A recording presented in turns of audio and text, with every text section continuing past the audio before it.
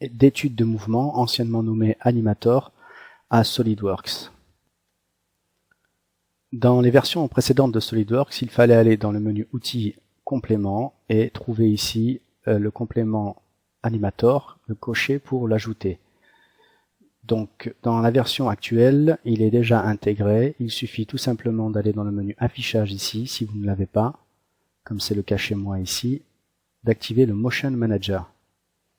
Si je coche, on voit bien qu'il y a un onglet qui vient de faire son apparition ici, il s'agit de l'onglet ici Études de mouvement. Si je clique dessus, il m'a ouvert une zone ici, une sorte de fenêtre dans laquelle je vais pouvoir paramétrer toute la cinématique et les mouvements de mon mécanisme.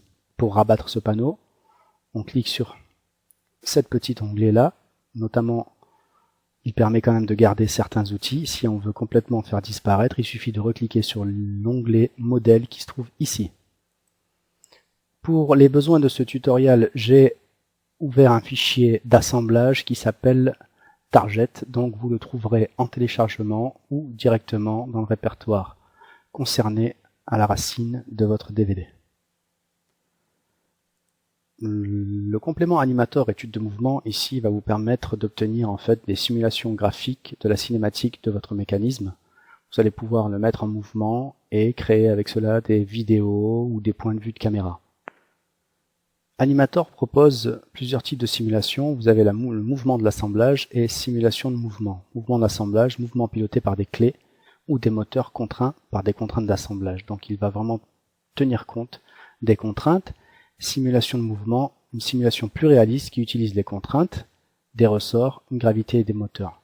Je ne l'ai pas dans la liste ici, mais vous avez aussi Cosmos Motion, qui si vous l'activez, viendra s'intégrer ici, et là vous pourrez vraiment rentrer dans la simulation mécanique afin d'obtenir des paramètres techniques, caractéristiques techniques réelles de votre mécanisme, en l'ajoutant dans les outils compléments Cosmos Motion ici. Donc ce module-là, ce complément, fera l'objet d'une liste de tutoriaux spécialement dédiés.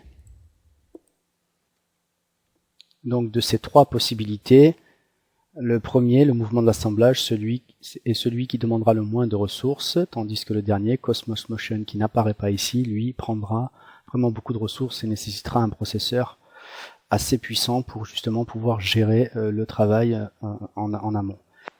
Quand l'onglet études de mouvement est activé, donc on a plusieurs zones graphiques ici. La première ici, c'est la ligne de temps, timeline en anglais, avec la possibilité de l'agrandir justement pour avoir plus de précision dans le temps.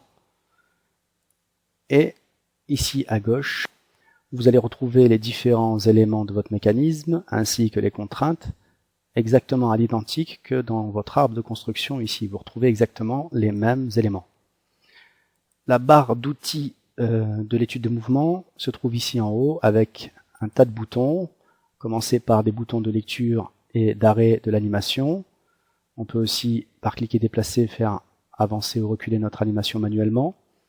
Un menu déroulant ici pour jouer sur la vitesse de déroulement de nos animations.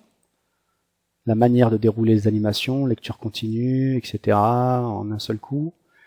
Enregistrer, créer, etc. Donc on verra ces boutons les uns après les autres lors des tutoriaux qui vont suivre. Les diamants ici sur la timeline, la ligne de temps, en fait représentent des points clés, d'accord, qui vous montreront où commence et où se termine votre animation.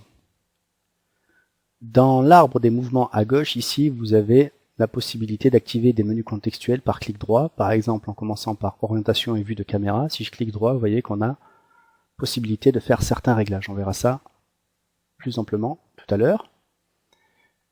Pour ce qui est d'un composant, ici, si vous développez son arbre, vous avez des options qui vont vous permettre de travailler le composant, sa cinématique, à savoir le déplacement, éclaté, et aussi jouer sur son apparence, couleur et transparence. Bien sûr, par clic droit aussi, encore, des menus contextuels qui vous permettront de cacher ou autre. Voilà donc à peu près la présentation de l'étude de mouvement.